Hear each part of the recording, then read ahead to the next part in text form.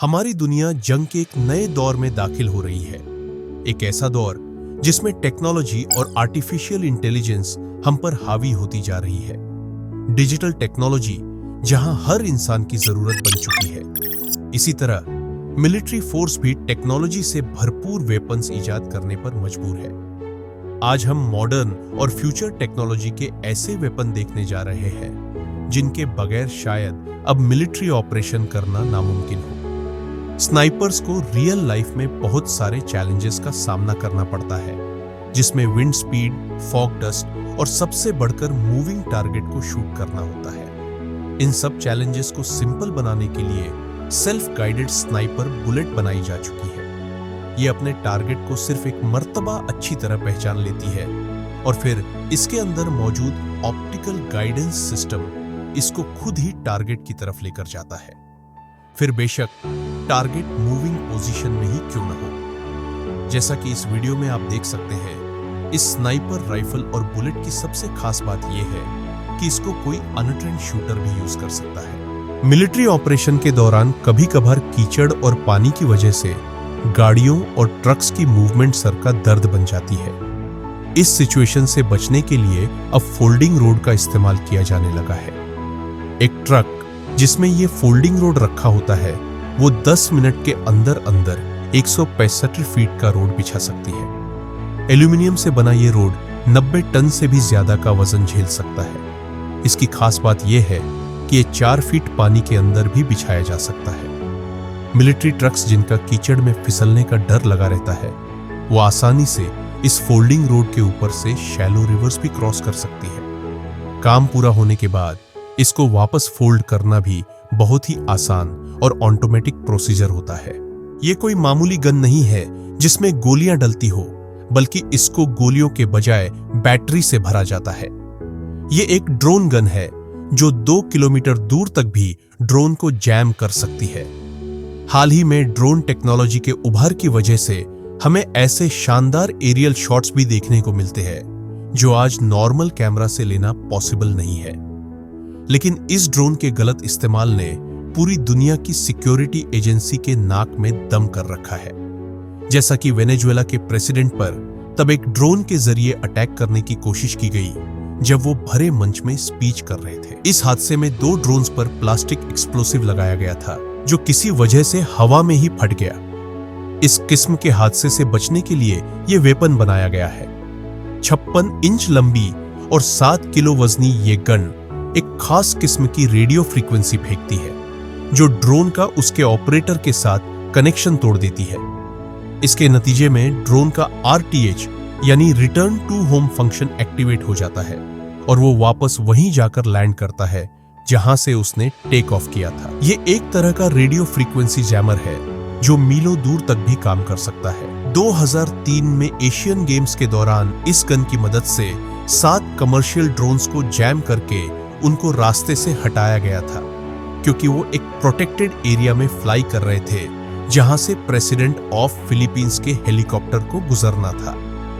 Drone gun की मदद से अगर वक्त पर इनको नहीं हटाया जाता तो कोई बड़ा हादसा भी पेश आ सकता था। ड्रोन गन तो ज्यादा से ज्यादा उसका ऑपरेटर के साथ कनेक्शन तोड़ सकती है, लेकिन अगर ड्रोन को कब्जे में लेना हो तो इसका वॉल 100 का काम आ सकता है। ब्रिटिश कंपनी ओपन वर्क्स के इस स्केयरक्रो में ड्रोन के साथ फिजिकल होने का ऑप्शन मौजूद है।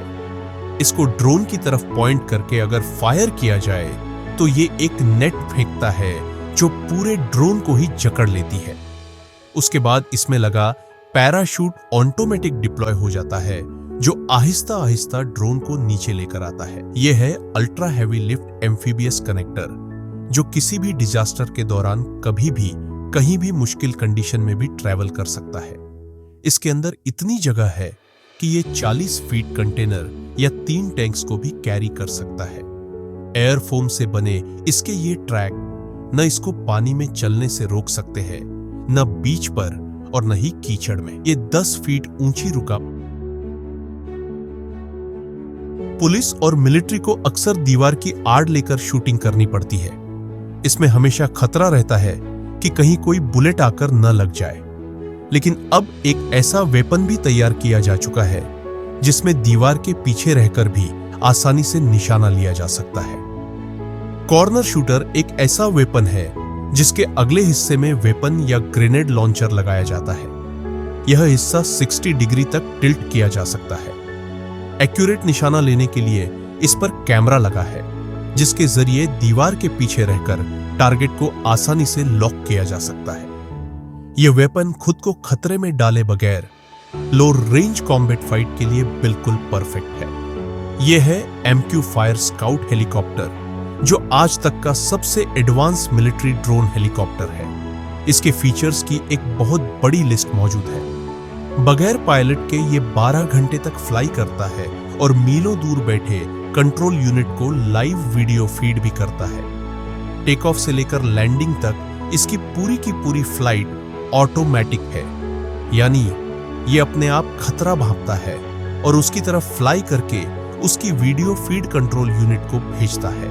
इसमें लगे थर्मल और नाइट विजन सेंसर रात के वक्त भी दुश्मन की वीडियो कैप्चर करने की काबिलियत रखते हैं।